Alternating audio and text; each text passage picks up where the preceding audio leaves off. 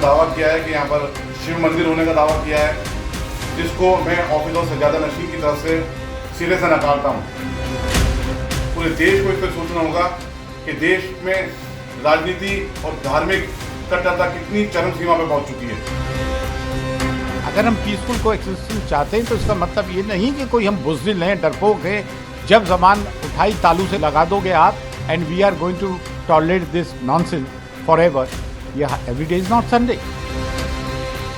देखिए, आज जो हिंदू सेना के विष्णु गुप्ता ने, इसको मानता हूँ कि सब कॉन्टिनेंट की सब में बड़े इस्लामिक इंस्टीट्यूशन हजरत ख्वाजा मोइनुद्दीन चिश्ती की दरगाह पे एक इन्विजन मानता हूँ मैं इसको। ये क्रिमिनल है, इस पे 2011 तक 9 FIR दर्ज हुई और इसको 2 साल के लिए तड़ी पार करने के लिए भी south east Asia district police ने कहा था।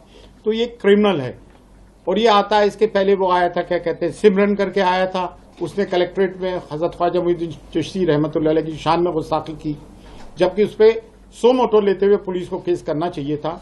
जबकि हमारा कोई बच्चा कुछ कर देता है तो उस पर सो मोटो ले लेती है पुलिस और उसको 2-2 साल जेल भी भुगतना पड़ता है। छोटी छोटी बातों पे हमारे बच्चे जेलों में जा रहे हैं, इतना बड़ा केस करता है। अच्छा, हजरत ख्वाजा मोइनुद्दीन चिश्ती की दरगाह जो है भारत की डाइवर्सिटी को प्रमोट करती है, गंगा जमनी तहजीब को प्रमोट करती है, हर धर्म जाति के लोग यहाँ आते हैं, बट प्राइमरली ये सब कॉन्टिनेंट का सब में बड़ा इस्लामिक इंस्टीट्यूशन है। ये कोई खेल तमाशा या मजाक नहीं है, इसको मजाक कतई तौर से न समझा जाए।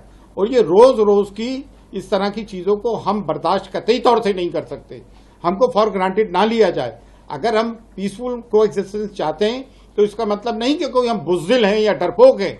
गरीब नवाज के करोड़ों नहीं अरबों शहदाई हैं, उसमें हर धर्म जाति के लोग हैं। हमने कब किसी के धर्म के ऊपर, किसी धार्मिक जगहों पर कोई प्रश्न चिन्ह उठाया है? 2007 में 11 अक्टूबर को भी यहां बम ब्लास्ट किया, उसमें 3 लोगों को उम्र कैद हुई भी है, जबकि हमारा कोई कुछ कर देता है तो फांसी की सजा होती है। इन तंजीमों पे बैन क्यों नहीं लगाया जाता है? और ये कब तक हम इन चीजों को बर्दाश्त करेंगे? क्या इन्होंने खेल तमाशा लगा रखा है क्या?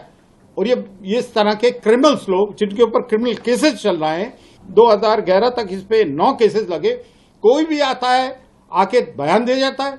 और ये दरगाह और खानकाहों की खामोशी ने आज ये दिन दिखाए, इनकी चाटुकारिताओं ने। इन दरगाह और खानकाहों पे भी बहुत सारे मीर जाफर, मीर सादिक हैं। हमारे इस्लामिक मुस्लिम समाज में बहुत सारे मीर जाफर, मीर सादिक हैं। अब वक्त आ गया कि इनका बॉयकॉट करना चाहिए। और कब तक हम इन चीजों को बर्दाश्त करेंगे भाई? ये एक फेक नैरेटिव और इकोसिस्टम डेवलप किया गया। पहले लव जिहाद को लेके, फिर लैंड जिहाद करके, फिर वक्त को लेकर आया गया। मतलब आए दिन पिछले 10 साल से anti Muslim act, anti Muslim ordinances, love जिहाद, लैंड जिहाद, यूपीएससी जिहाद, मॉब लिंचिंग, कभी इनकी वेशभूषाओं से पहचानो, कभी ये करो, कभी वो करो, कभी मियाँ भाई मुस्लिम मियाँ, कभी CANRC। ये कब तक बर्दाश्त किया जाएगा? अरे भाई, इस देश में हम सब प्रेम और प्यार मोहब्बत से जीना चाहते हैं। हमारी एक साइजेबल पॉपुलेशन है, हम 30 करोड़ लोग हैं। कोई चूहे बिल्ली तो है नहीं कि आप जब चाहोगा जो चाहेगा मुंह पे जबान उठाएगा और तालू से लगा देगा। देखें, मुसलमानों ने मुजाहिरा किया, औरंगाबाद से जो रैली निकली है महाराष्ट्र में, मुंबई तक आई है। अब ये क्या संकेत देती है? ये संकेत देती है it's enough, we are not going to tolerate any more. है कभी मस्जिद, कभी दरगाहें, कभी खानकाहें, कभी कब्रस्तान। ये कौन सी बातें? जो एक फेक नैरेटिव कायम किया जा रहा है कि रेलवेज और जो है आर्मी के पास सब में बड़ा औकाफ वक्त इनका है, जबकि 4 साउथ इंडियन स्टेट्स में 10 लाख स्क्वायर गज या एकड़ से ज्यादा जमीन तो सिर्फ 4 स्टेट में हिंदू एंडोमेंट एक्ट की। लोगों को बेवकूफ बनाया जा रहा है, गुमराह बनाया जा रहा है। देखो, इन्होंने अकबर आजम का नाम ले लिया, औरंगजेब का नाम ले लिया, टीपू सुल्तान का ले लिया, वो मिसफायर हुआ, कोई फायदा नहीं हुआ। तो बर्रे सगीर के सब में बड़े आइकॉन, इस महाद्वीप के, इस सब कॉन्टिनेंट के नायबुन नबी अताए रसूल प्रॉफिट मोहम्मद सल्लल्लाहु अलैहि वसल्लम के डिसेंडेंट हजरत ख्वाजा मोइनुद्दीन चिश्ती की दरगाह पे प्रहार किया जा रहा है। तो भाई, हम लोग भी कोई इस तरह से ये बर्दाश्त नहीं करेंगे और इस तरह की चीजों को हम टॉलरेट कर ही नहीं सकते। जैसा कि आज के समाचार पत्रों से हमें जानकारी मिली है और अभी हमारे वकीलों से भी हमें जानकारी मिली है कि अजमेर न्यायालय में दरगाह ख्वाजा मोइनुद्दीन चिश्ती रहमतुल्लाह अलैह साहब के मामले में एक सिविल वाद दायर किया गया है हिंदू सेना नामक संस्था द्वारा कि यहाँ पर उन्होंने दावा किया है कि यहाँ पर शिव मंदिर होने का दावा किया है और विभिन्न प्रकार के दावे किए गए हैं, जिसको मैं ऑफिस ऑफ सज्जादा नशीन की तरफ से सिरे से नकारता हूँ। ये एक विषैली मानसिकता है। हमें पूरे देश को इस पर सोचना होगा कि देश में राजनीति और धार्मिक कट्टरता कितनी चरम सीमा पर पहुंच चुकी है कि अजमेर जैसी पवित्र स्थल ख्वाजा मोइनुद्दीन चिश्ती रहमतुल्लाह की दरगाह, जो हिंदुस्तान के मुसलमान ही नहीं पूरी दुनिया के मुसलमान और साथ साथ में मुसलमानों के साथ साथ हर धर्म के लोगों की आस्था का केंद्र है, हर धर्म के लोग इसका सम्मान करते हैं, यहाँ हाजिरी देते हैं। ये वो दरगाह है जहाँ पर प्रधानमंत्री नरेंद्र मोदी साहब हर साल हरी नवाज के उर्स के मौके पर चादर बेचते हैं। नरेंद्र मोदी जी के बर्थडे के मौके पे, उनके जन्मदिन के मौके पे यहाँ पर लंगर बना करके बांटा जाता है।